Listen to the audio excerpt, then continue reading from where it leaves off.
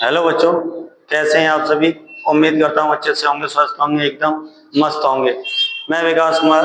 आज क्लास 12 की फिजिक्स का, जैसा कि आपको पता है भाई, सेकंड चैप्टर चल रहा है, जिसमें आज हम टॉपिक लेके आए हैं आवेशित समांतर प्लेट संधारित्र की प्लेटों के बीच ऊर्जा घनत्व। ठीक है ना भाई, जो कि बोर्ड एग्जाम की दृष्टि से काफी इंपोर्टेंट हेडिंग है। ठीक है ना, तो आज हम इस टॉपिक को कवर करने वाले हैं इस वीडियो में। ठीक है ना, तो चलिए शुरू करते हैं अपना ये टॉपिक। तो सबसे पहले मेरे भाई हेडिंग डालेंगे आवेशित समांतर प्लेट, आवेशित समांतर प्लेट संधारित्र की प्लेटों के बीच, आवेशित आवेशित समांतर प्लेट, समांतर प्लेट संधारित्र की प्लेटों के बीच, प्लेटों के बीच ऊर्जा घनत्व, प्लेटों के बीच ऊर्जा घनत्व, ये हेडिंग है मेरे भाई, आवेशित समांतर प्लेट संधारित्र की प्लेटों के बीच ऊर्जा घनत्व। आज हम इसे टॉपिक को कवर करने वाले हैं इस वीडियो में। तो जैसा कि भाई आपको पता है कि संधारित्र में दो प्लेटें होती है मेरे भाई। कितनी प्लेटें होती हैं? दो प्लेटें होती है ना। संधारित्र में कितनी प्लेटें होती है मेरे भाई? दो प्लेटें होती हैं। और इन दोनों प्लेटों का भाई जो क्षेत्रफल मानते थे हम लोग, कितना मानते थे भाई? ए मानते थे, है ना। तो यहाँ पर संधारित्र की जो प्लेटें हैं उसका क्षेत्रफल हम ए मान के चलेंगे, और संधारित्र की जो प्लेटों के जो बीच की दूरी होती है मेरे भाई, वो कितनी होती है? संधारित्रों के बीच की जो दूरी होती है वो होती है डी मीटर। कितनी होती है मेरे भाई? Diameter. तो हम सब कुछ यहीं से करके चलेंगे। अगर किसी संधारित्र की प्लेटों का क्षेत्रफल अगर ए है और मेरे भाई बीच की दूरी डी है, तब उस समय संधारित्र की धारिता क्या होती है? तो उस समय संधारित्र की धारिता होती है मेरे भाई सी बराबर क्या होती है? एप्सिलॉन नॉट ए अपॉन में कितनी होती है? डी। इस फॉर्मूले का हम प्रयोग करेंगे। ठीक है, फिर इसके बाद मेरे भाई यदि प्लेटों के बीच में क्या हो भाई? विभवांतर भी हो, प्लेटों के बीच में विभवांतर भी होगा, तो बाध्य क्षेत्र में संचित ऊर्जा कितनी होगी मेरे भाई? U बराबर होगी हाफ CV स्क्वायर। एक फॉर्मूला इसका सहारा लेंगे। ठीक है, हाफ CV स्क्वायर। ये सब करा रखा है मैंने भाई पहले लेक्चर में। ठीक है ना, इससे पहले वाले लेक्चरों में करा रखा है। और इसके बाद यदि प्लेटों के बीच अगर बाध्य क्षेत्र की तीव्रता है, ठीक है, अगर प्लेटों के बीच बाध्य क्षेत्र की तीव्रता है, तो उस समय बाध्य क्षेत्र की तीव्रता का फॉर्मूला होता है E बराबर V अपॉन डी। कितना होता है मेरे भाई? E बराबर V अपॉन डी। हम इसका प्रयोग करेंगे। ठीक है ना मेरे भाई। तो ये तीन फॉर्मूलों का प्रयोग करके हम इसका जो है आवेशित समांतर प्लेट संधारित्र की प्लेटों के बीच में क्या निकालेंगे मेरे भाई? ऊर्जा घनत्व निकालेंगे। इन तीनों फॉर्मूला का प्रयोग करके, पहला ये है, फिर दूसरा ये है, और तीसरा हमारे पास ये है। ठीक है ना, चलिए करते हैं। थोड़ा सा यहाँ से हम लैंग्वेज बना के लिखते हैं इसकी। क्या लैंग्वेज आएगी इसकी? देखो ध्यान से, पहले से मैं साफ कर देता हूं।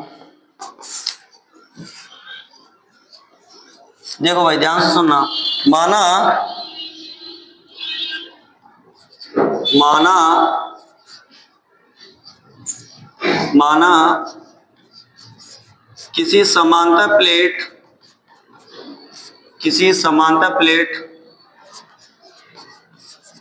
संधारित्र की प्लेटों के बीच की दूरी कितनी होती है मेरे भाई? डी। तो मैं यहाँ पहले करके चला हूं। माना किसी समांतर प्लेट संधारित्र की प्लेटों का क्षेत्रफल ए मीटर स्क्वायर तथा प्लेटों के बीच की दूरी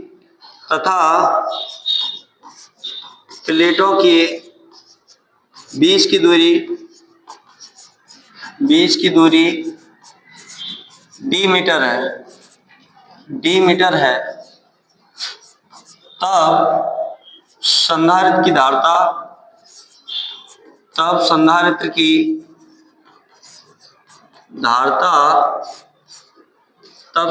धारिता कितनी होगी मेरे भाई? ध्यान से सुनना। तब संधारित्र की धारिता होगी C बराबर epsilon not a upon D. C बराबर epsilon not a upon D. ठीक है ना, ये आ गई। अब यदि सन्नाहक की प्लेटों के बीच में क्या हो मेरे भाई, विभवांतर हो, तो उस समय बाद वैद्युत क्षेत्र में संचित ऊर्जा कितनी होती है मेरे भाई, U बराबर हाफ CV स्क्वायर। तो वही चीज मैं यहाँ पे नोट करके चल रहा हूँ, ठीक है। यदि प्लेटों के बीच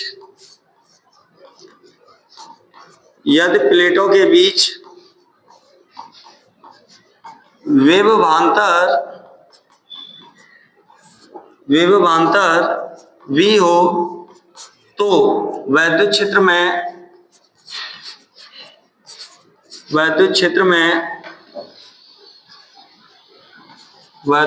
में संचित ऊर्जा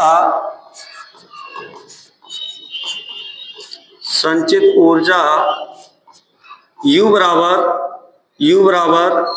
हाफ CV स्क्वायर। कितना होगा, U बराबर हाफ CV स्क्वायर।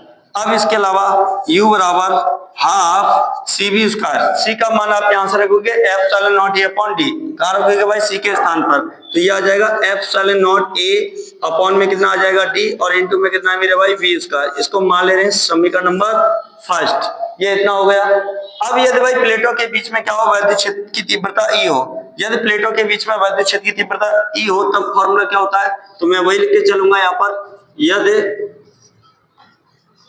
प्लेटों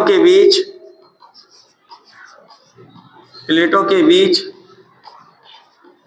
वैद्युत क्षेत्र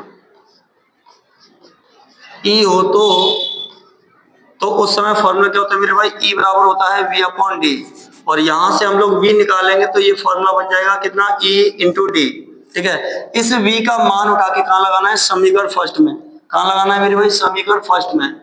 इस V का मान उठा के कहां लगाना है, इस जगह लगाना है समीकरण फर्स्ट में, V के स्थान पर। तो अब ये अपने पास कितना बन जाएगा, फ्रॉम इक्वेशन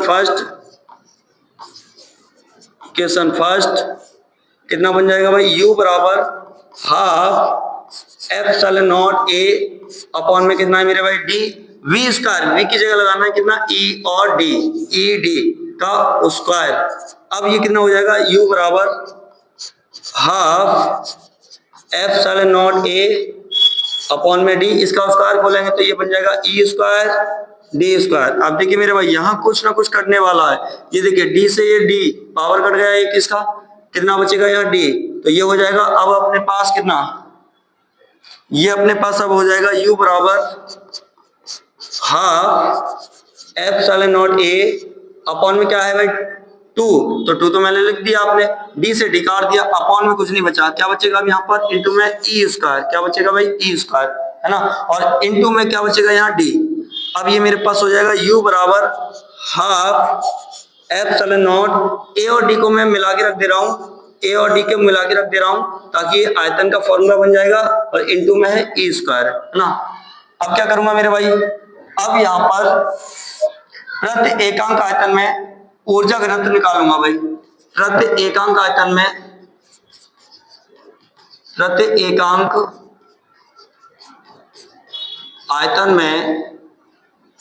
ऊर्जा घनत्व, प्रति एकांक आयतन में ऊर्जा घनत्व, तो प्रति एकांक आयतन में ऊर्जा घनत्व निकालेंगे बेटा, कुल ऊर्जा बटे आयतन होता है, आयतन का फॉर्मूला लगेगा यहाँ पर AD, क्या लगेगा AD। अब ये हो जाएगा U बराबर, U ऊर्जा हाफ एप्सिलॉन नॉट निकाले, U का मान है हाफ एप्सिलॉन नॉट AD और E स्क्वायर अपॉन में कितना है मेरे भाई, AD। अब यहाँ देखिए भाई कुछ ना कुछ कटेगा, ये देखो AD से AD कैंसिल, U बराबर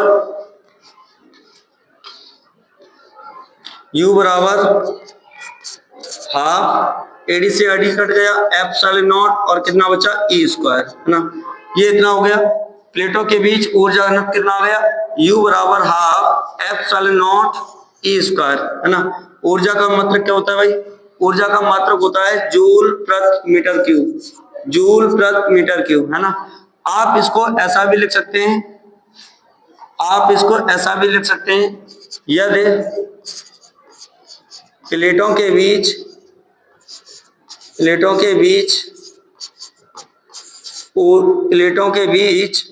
परावैद्युतांक